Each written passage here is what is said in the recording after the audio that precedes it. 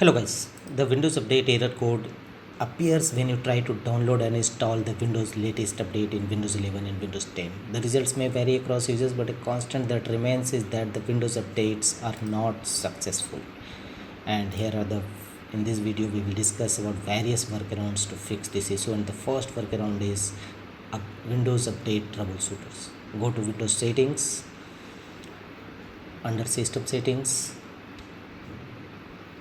locate the option troubleshoot, click on it, other troubleshooters, and here run the Windows Update troubleshooter to fix this issue. Let the window complete the process.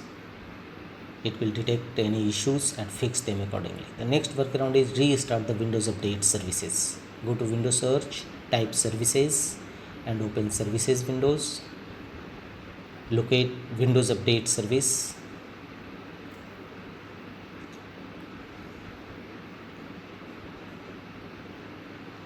Locate Windows Update service in service windows. Apply a double click on it to open and go to the startup type section, and here choose the option automatic.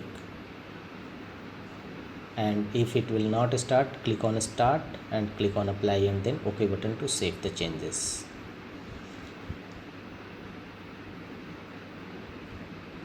The next workaround is go to Windows search, open command prompt windows as administrator mode, choose yes, and in command prompt windows execute the following command as shown on your screen.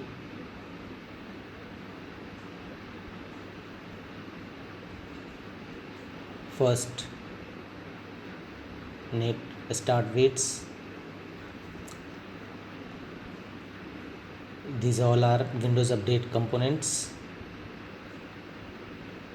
and thereafter stop all these Windows Update components. Net stop, enter these commands one by one followed by enter key. Thereafter execute these two commands one by one. All these command path will also available in my video's description. You may copy from there. One by one paste it, and again net start. All these commands execute one by one in command prompt windows followed by enter key on each times.